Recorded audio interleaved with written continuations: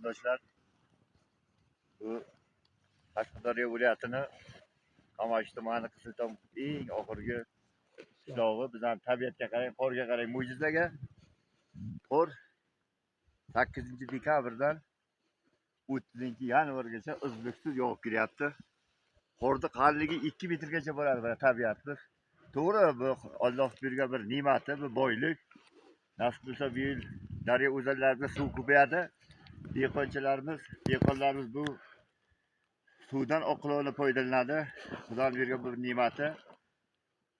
Lekin tabiatda ham ayrim sabablari bor, injiqliklari bor. 8-dekabrdan 31-yanvargacha mana bu Maydanak bilan Qiziltom orasidagi 10 kilometr yo'l kuchli qor bilan qoplangan. Mana tabiatga qarang. Qorda qalinligi 2 metrlar bor. Yo'l yopilganligi sababli biza Qiziltom qishlog'iga 85 xo'jalik, 600 ta jon soni istiqomat qilamiz. Yo'l yopilganligi sababli mana qishlog'imizdagi 2-3 ta do'konlar bor edi. Mana shu do'konlarga oziq-ovqat produktlarini zaxira saqlaydik. Hammasi tugadi. Qoralarimiz, aholilarimiz mana shu oziq-ovqatga bo'lgan muammolarga juda qiynalyapti.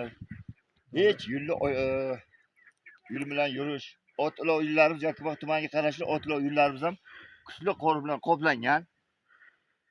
Qamashi tumaniga, Yakkabog' tumaniga ham borishda umuman iloji yo'q.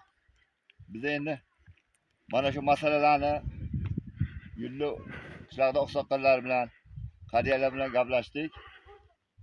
Birinchi o'ringa prezidentimizga katta rahmat aytamiz. O'zbekiston uchun barcha imkoniyatlarni yaratib berdi. Yangi O'zbekistonga yashayapmiz. Hech bir davlatda bizga kamchilik joyimiz yo'q. Hamma narsamiz yetarli. Mana shu bizlarni muammomiz.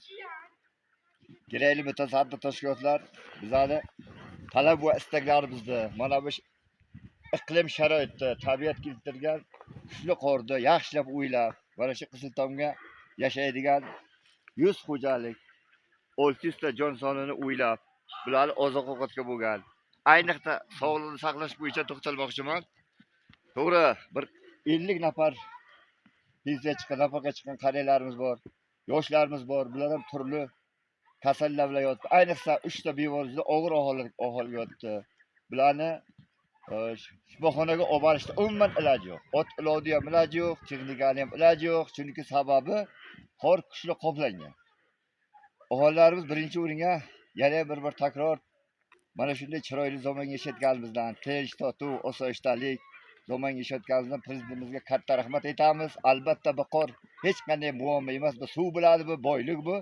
Lekin bizning qishlog'imizdagi muammoni o'rganib shu yo'limizni ochib berishga kerakli mutasaddi tashkilotlar yaxshilab o'rganib, mana shu yanvar oyini, fevral oyini birinchi 10 kunligigacha ochib bersa, qishlog'imizdagi qariyalarning ko'ngli ravshan bo'ladi. Ya'ni bemorlarimizni ham shifoxonaga olib borib davolatishga imkon yaratiladi.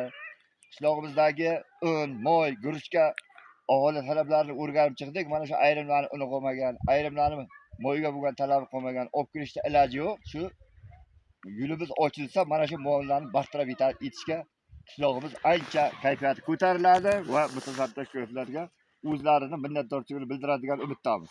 Talabimiz bitta, shu mutasaddi tashkilotlar mana shu yo'limizni o'rganib, ayniqsa Maydanak bilan Qiziltom orasidagi 10 kilometr yo'lni o'rganib, shu yo'lni ochib bersa, qishlog'imizdagi muammolar bartaraf etadigan umiddamiz.